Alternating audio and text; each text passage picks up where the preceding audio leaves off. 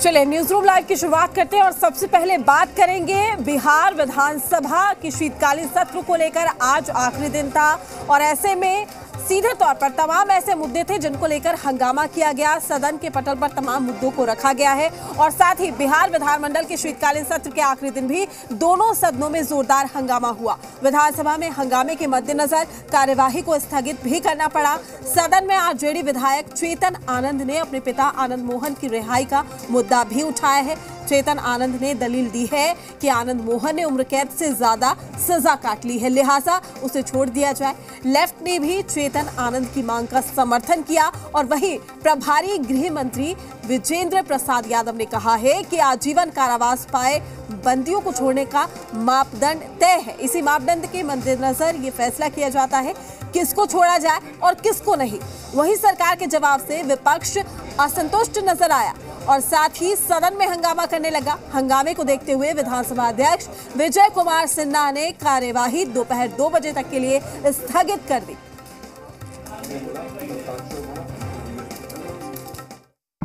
मैं ये पूछूंगा आनंद मोहन जी के बारे में ये सरकार क्या विचार रखती है? और सिर्फ उनका मामला नहीं है, ये मामला पूरे बिहार का है। बिहार में नाम इसमें नहीं दिए हैं महोदय, लेकिन एक जनरल महोदय अगर जो कोई है महोदय, मैं बस इतना पूछना चाहूंगा कि ये सिर्फ आनंद मोहन जी का मामला नहीं है, पूरे बिहार में ऐसे कई एक कैदी हैं मतलब जिनके साथ ये हो रखा है।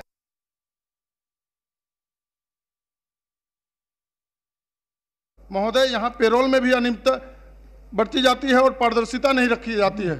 यहाँ फिर राजनीतिक प्रेरित होकर फैसले लिए जाते हैं।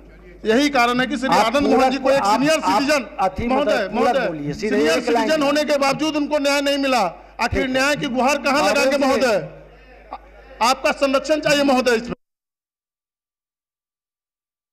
7 मार्च 2017 को बिहार राज्य के ही पटना हाईकोर्ट के जस्टिस नवनीत प्रसाद सिंह, जस्टिस विकास जैन के बेंच ने Ravi Pratap Mishra versus state of Bihar के केस में सरकार को यह आदेश दिया कि चाहे जुर्म जितना भी जघन्य हो, कैदी को परिहार के अधिकार से वंचित नहीं किया सकता। तो परिहार समिति में आनंद मोहन जी का सवाल नहीं उठाना ये साबित करती है महोदय, थोड़ा संक्षिप्त में बोलिए, पूर्वाग्रह से ग्रस्त है सरकार और सरकार को परिहार का लाभ कैदियों को मिलना चाहिए। यही हमारा कार्य ये है। साफ इसमें स्पष्ट है, लोक सेवकों की हत्या के मामले में, लोक सेवक के हत्या के मामले में जब ये ड्यूटी पर हो, ऐसे लोगों को परिहार नहीं दिया जाता है। तो कलेक्टर को हत्या करने के दोषी में वो सजा प्राप्त है, इसीलिए उसका प्रस्तुत नहीं किया गया, उस पर कार्रवाई नहीं की गई। माननीय सदस्यगण, माननीय सदस्यगण, आप अपने स्थान पर जाएं।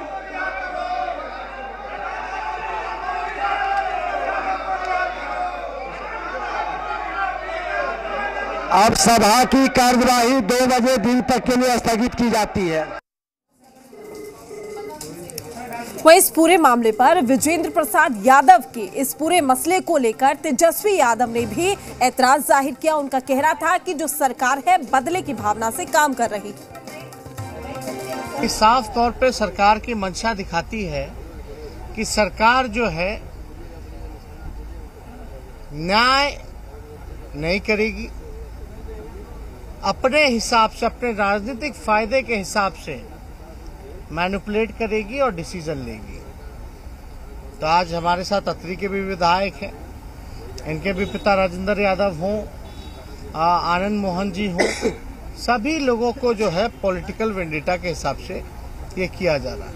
और केवल 1-2 ही उदाहरण नहीं, ऐसे कई लोग हैं जिन पीड़ित परिवार जो है डर की ठोकरें खा रहा है, लेकिन उसको न्याय जो है नहीं मिल पा रहा।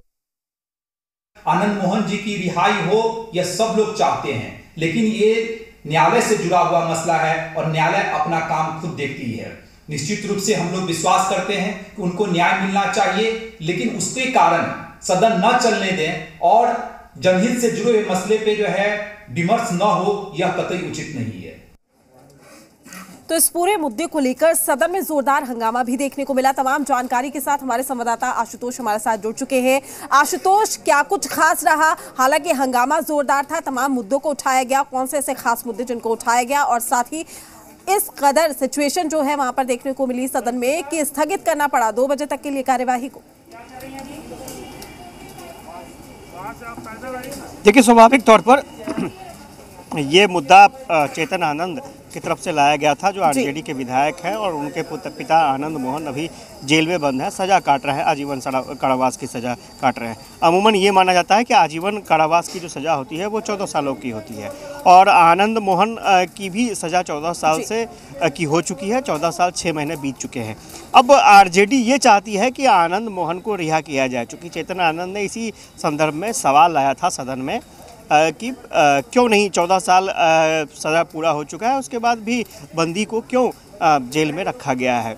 सबसे दिलचस्प बात यह है कि जो प्रभारी मंत्री थे उन्होंने साफ तौर पर यह कहा है कि लोक सेवक यानी जो सरकारी अधिकारी हैं, कर्मचारी हैं, अगर ड्यूटी के दौरान उनकी हत्या हो जाती है तो ऐसे में ये जो 14 साल का बाउंडेशन है वो ख़त्म हो जाता है, यानी आजीवन कारावास की सज़ा, मतलब आजीवन कारावास की सज़ा। और जिसको लेकर के काफ़ी विवाद भी हुआ। आपने देखा होगा कि बाद में तेजस्वी यादव ने और चेतन आनंद ने बाहर आकर के प्रेस कॉन्फ्रेंस भी किया सदन के बाहर आकर, और उनका साफ तौर पर कहना था कि राजनीतिक मंशा यानी पॉलिटिकल वेंडेटा के तहत परेशान किया जा रहा है आनंद मोहन को। एक छोटी सी हम तस्वीर आपको दिखाएंगे कि उस घटनाक्रम के बाद, उस हंगामे के बाद यहाँ पर सदन में आईजी प्रिजन को बुलाया गया है। हम तस्वीरों में आपको दिखाना चाहेंगे, उनकी गाड़ी है, आईजी प्रिजन को तत्काल बुलाया गया है।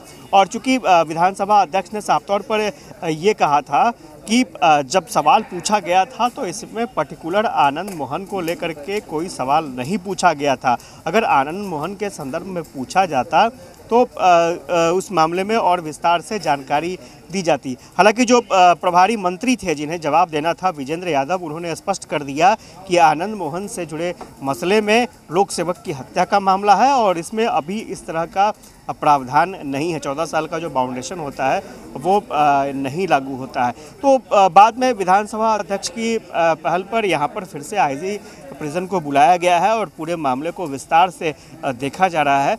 लेकिन इतना तय है कि जो समस्याएं आनंद मोहन की थीं, और चूंकि ये लगातार ये मामला 14 साल के बाद ये चल रहा था कि आनंद मोहन अब छूट कराएंगे, लेकिन जो टेक्निकल पहलू के कारण ही परेशानी का सामना करना पड़ रहा है आनंद मोहन और उनके परिवार को। हालांकि ये देखना दिलचस्प होगा कि आगे और लेकिन देखिए, मापदंड जो है वो पहले से ही तय होते हैं, किसे छोड़ा जाएगा किसे नहीं छोड़ा जाएगा, ये विजेंद्र प्रसाद यादव की ओर से कहा गया। लेकिन तेजस्वी यादव ने जब ऐतराज जाहिर किया तो सीधा निशाना यहाँ पर भी देखिए उन्होंने सरकार पर डाला है और कहते हुए नजर आए कि सरकार ये सब बदले की भावना से कर रही है। नहीं, स्वाभाविक तौर पर इसमें कोई बड़ी बात नहीं है। जब भी विपक्ष के मन के अनुरूप काम नहीं होगा तो स्वाभाविक तौर पर वो सियासत का आरोप लगाएंगे। लेकिन चूंकि प्रोविज़न इस तरह का बनाया हुआ है, मैंने पहले भी कहा कि परिहार समिति में मामले को तब ले जाया जाता है जब वो लोक सेवक की हत्या का मामला न हो। विजेंद्र यादव ने साफ तौर पर कानून का हवाला देते हुए कहा है कि स्वाभाविक तौर पर यह मामला लोक सेवक की हत्या का मामला है और वो भी ड्यूटी के वक्त में। आपको याद होगा कि डीएम जी कृष्णैया हत्याकांड में साफ तौर पर सीधा मामला सामने आया था और उसमें आनंद मोहन को सजा हुई थी। तो लोक सेवक थे जी कृष्णैया जो डीएम जिनकी हत्या हुई। तो स्वाभाविक तौर पर यह मामला तकनीकी मामला है, टेक्निकल पहलू है। हालांकि चेतन आनंद ने बात में साफ तौर पर यह भी कहा कि आने वाले समय में वो आगे भी इस मामले को लेकर जाएंगे और न्यायालय का दरवाज़ा खटखटाएंगे, क्योंकि प्रोविज़न जो कहता है उस प्रोविज़न के मुताबिक कार्रवाई होनी चाहिए। लेकिन प्रोविज़न ये भी कहता है कि लोक सेवक की हत्या के मामले में कोई ज़्यादा